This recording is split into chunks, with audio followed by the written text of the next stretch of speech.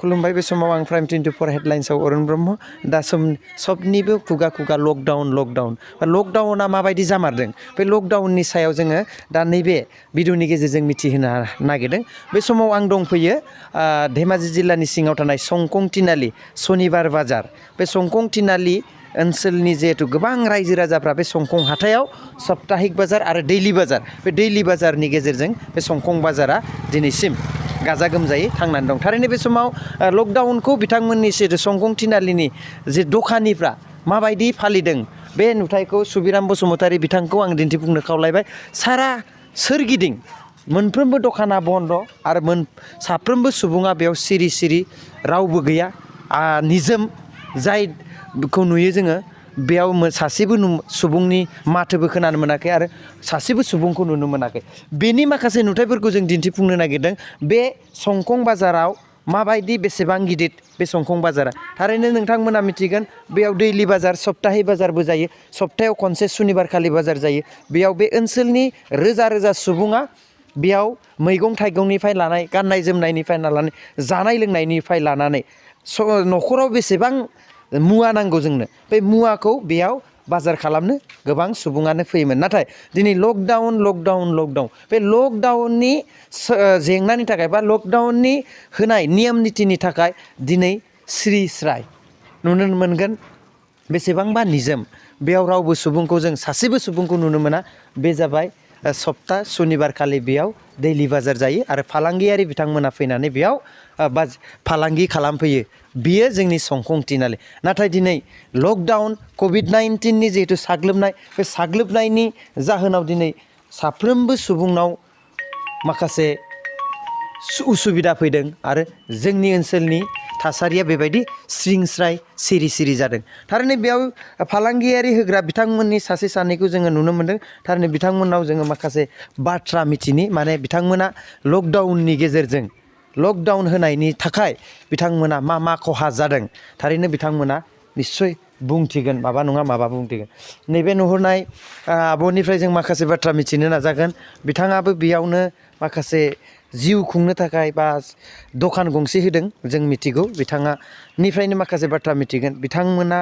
दिनै बे लकडाउनाव बिथांमोननि दखान बन्द खालामनायाव बिथांमोना मा लाब जादों आरो मा खहा जादों थारैनो जोङो बाथ्रा फंनैसो मिथिनि दिनै जिहेतु नोंथांमोना बे संकं तिनालिनि दखानि सासे दखानि हिसाबै बेयाव जिहेतु लकडाउननि मुङै लकडाउन खालामबाय बा दखानखौ बन्द खालामहोबाय नोंथांमोना बेसेसो माबायदि नेमखान्थिखौ फालिदों बेयाव लकडाउनखौ माबायदि बेसेसो समनिफ्राय नोंथांमोना बन्द खालामदों 24 हेडलाइनखौ खुलुमनाय थाबाय जोंहा दा आं बे संकं तिनालियाव पासपर्ट दखान होयो बेथ' जोंना मोजाङैनो सोलिगासिनो दंमोन दा लकडाउननि थाखाय 6 बाजिनिफ्राय 2 बाजिसिम दा होनाय जाबायना ओमफ्राय बे समाव नोंथांमोना जिहेतु 2 बाजिनि सिमाव बन्द खालामनांगौ जायोब्ला बे समाव नोंथांमोननि बिजनेसा माबोरै सोलिदों जोंनि बिजनेसाथ' दा 6 बाजिनिफ्राय 2 बाजिसिम सोलिनांगौबा बिराद खहा जायो थेवब्लाबो उफाय गैया दा लकडाउनखौ जिथिया होबाय जिथिया जों सरकारनि नेम बायदि मानिनांसिगोन दा मानिदोंबो मैयानिफ्राय जि बुंदों बेखौथ' दा मानिनानै 2 बाजि जानाय लोगो लोगो गासिबो दखानखौ बन्द खालामनाय जायो थेवबाबो जोंहा गोबां खहा जानाय जायो माने जोंनाथ' पासपर्टआ 2 बाजिनिफ्रायसो गासिबो जानाय लोंनाय गासिबो फैखायो नालाय मानसिफोरा दाथ' दा संनाय खावनायसो जायोमोन आरो बिनिखायनो जोंहा गासैबो दखाननि आंल' नङा माने गासैबो मैगं थाइगं गासैबो फाननाय गासैबो बाजारानो जोबोद खहाबो जादों आरो बिनि गेजेरजोंनो दा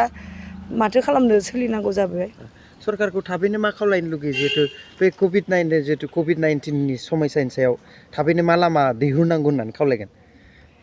सरकारखौथ' दा जोंनियाथ' दा इदि जानानै थायोबा जोंना गासिबो बन्द'खौनो होनायानो मोजां बायदि होननानै सानो आं 2टासिमबा जेनेबा जोंनाथ' 2टानि उनावबाथ' सोलिखायोमोन नालाय थेवब्लाबो दा सरकारा एसे आखायाव लानानै मोजाङै थाबैनो बेफोरखौ सुस्रांनानै जाहाथे मेडिसिनफोरखौ होनो हायोब्ला जोंनिबो मोजां जागोन आरो दखानफोर दा बे समाव नंगौ थारैनो जाय समाव मोनफ्रोमबो जोङो रादाबफोरनि बिजोंनि गेजेरजों नों नुखादों मिथिखादों जाय समावसो जोङो फुंनिफ्राय लानानै 2 बाजिसोनिफ्रायसो जिहेतु खामानि दामानि मावनानै साख्रियालफोरबाबो बा खेथि आबादारि बिथांमोनाबो फुंखिनियाव खामानि मावनानै बेलासियावसो जिहेतु बाजार खालामोमोन बै समाव जाय समाव जोंनो गोनांथि सम बै समावनो जुदि दिनै सरकारा नेम खालामबाय बे नेमखौ मानिबाबो जायो मानियाबाबो जाया मानिबाबो जाला माने ओरैबायदि समस्या जिहेतु मानसिनि जिउआव समस्याया साग्लोबदों थारैनो बे कभिड-19 सोरनि दैदेननायाव बेबायदि जादों बेखौ जों बुजिना मोनो बे समाव जोङो सासे फार्मासि जे संकं हाथाइनिनो गोजामसिन फार्मासि बिथांनिफ्राय माखासे बाथ्रा जों मिथिनि बिथाङाबो हयथ' फार्मासिफोरखौ मा अर्डार होदों मा बिथोन होदों दखानि जिहेतु गेलामाल बा बायदि बायदि मैगं थाइगं बेफोरखौथ' बन्द होनायखौ जों नुनो मोन्दों दिनै नैबे आदानिफ्राय माखासे जों बाथ्रा मिथिनि जे बे आदाया मा बुंगोन बे समाव जिहेतु लकडाउन होबाय दा नोंसिनि फार्मासिफ्रा माबायदि नोंथांमोनखौ मा अर्डार होदों जेनेका सोलिदों बिदिनो सोलिनांसिगोन दा जिहेतु गासिबो दखान बायदिसिनाफ्रा बन्द'खाय मानसिथ' गैया जेथिया जोंनावबो बिक्रि बाथाय गैया गिनानै फैला मानसिफ्रा मुलि बायदिसिनाबो फैनो गिनाय जाबाय आरो जोंबो साननो गोनां जादों एसे पेसेन्ट बेमारिफोरखौ दांनाय बिलिरनाय हरनाय बायदिसिनाखौ जोंबो जिहेतु खम खालामदों बिनि थाखायनो दा थासारिया गाज्रि जानानै फैदों आरो जिखुनु रायजो राजाफ्रा जेरै गोजौनिफ्राय अर्डार फैदों बिदिनो बयबो गावबागाव माबाखौ बासिनानै थानो थाखाय थिग जानानै थाबानो जाबाय आरो मास्क गाननायफोरखौ बयबो गाननांगौ आरो बेबायदिनो सोलिलांनांगौ जायो आरो बे समाव बे जिथु कर'ना बे कर'ना होननायनि जिहेतु आखु बे आखुफोरा बा बे कर'ना होननाय बुस्थुखौ नोंथांमोना एसे खम मोनदों नामा मा रोखोमनि दा बेखौथ' जोङो बुंजोबनो हाया जाहैबाय जोङो जायनोखि जोंनिख्रुइ गोजौ बिफानाव जोंनिख्रुइ देरसिन दङ बिथांमोनानो दिनैसिम बे बेरामनि सोमोन्दै मोजाङै मिन्थिजोबनो हायाखै बेखायनो आं दा बे बेरामनि सोमोन्दै एसेबां आं बुंनो हानाय नङा आरो मा बे समाव गोबां मिथिना मोनबाय बा गोबां मिथिबाय जों ना बाजार जाय बाजाराव नाबो बे संकं थिनालिया मोनफ्रोमबो बिथिंनिफ्राय बेयाव बाजारखौ बा बाजारा सोलियो गोबां दङ बे ना बाजार फारसे जों आवगायलांनो बे ना बाजारफोरनि थासारिया माबायदि जानानै दं थारैनो बिथांमोनजों एसे जों सावरायनो नाजागोन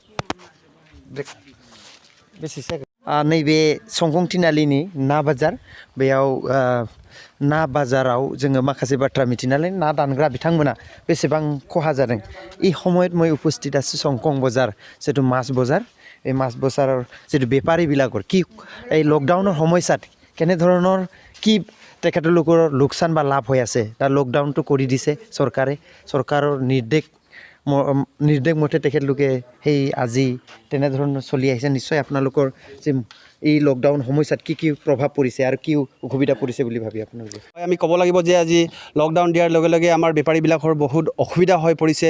আমি 2 বজাৰ লগে লগে মাছ মাংসবিলাক বন্ধ কৰিব লগা হৈ যায় তাৰপিছত কেতিয়াবা আমি গাহৰি মাংস কাটি থাকোঁতে বেছি হৈ যায় বাচি যায় সেইখিনি আমি খাই দিব লগা হৈ যায় সেইটো কাৰণে আমাৰ অসুবিধা পৰিছে হয় এইটো আমাৰ সমকং বজাৰ হয় এইটো আমাৰ গাঁও পঞ্চায়তৰ ওচৰতে আমাৰ মাছ মাংস সমকং বজাৰ আছে এই কেমেৰা পাৰ্চনে এইফালে বজাৰখন দেখুৱাই দিয়ক অকণমান এইফালে খালী হৈ আছোঁ আমি এতিয়ালৈকে বন্ধ হৈ গ'ল বন্ধ হোৱাৰ লগে লগে আমি ঘৰলৈ যাবলৈ ওলাইছোঁ এতিয়া 6 বজাৰ লগে লগে আমি চবে ঘৰৰ ভিতৰত সোমাই থাকিব লগা হৈ যায় তাৰপৰা এইখিনি সময়ত আপোনালোকে যিটো ৰাতিপুৱাৰ পৰা 2 বাজিত বা যিটো বন্ধৰ সময়ত আপোনালোকে ৰাতিপুৱাৰ পৰা 2 বাজিলৈকে কিমানমান মানুহে আপোনালোকৰ বজাৰ কৰিব অহাটো আপোনালোকে পায় আৰু আগৰ সময়ত কিমানমান সময়ত ৰাইজে বজাৰ কৰিব আহিছিলে এই সংকং বজাৰত আমাৰ এই বজাৰত আগতে ৰাতিপুৱাৰ পৰা হাজাৰ মানুহ মাছ মাংস কিনিবলৈ আহিছিলে এতিয়া আমাৰ এই বেমাৰৰ ভয়তে কিছুমান নহা হৈ গ'ল এইটো কাৰণে আমাৰ মাংসবিলাক বহুতখিনি কম বেছকৈ বিক্ৰী হৈ আছে আপোনালোকে কি ব্যৱস্থা কি এতিয়া ক'ব কেনেধৰণৰ আপোনালোকে লকডাউনটোৰ পালন কৰি যাব বুলি ভাবে ঘৰ সংসাৰ কেনেকৈ চলিব লকডাউনৰ মাজেদি আমি বেমাৰটোৰ ভয়তে আমি হাত সাৰিবৰ কাৰণে ঘৰতে সোমাই থাকিব লাগিব তাতে আমাৰ বহুতখিনি অসুবিধাৰ সন্মুখীন হ'ব এইটো চৰকাৰে আমাক সুবিধাজনক কৰিব লাগে বুলি চৰকাৰলৈ আমি আহ্বান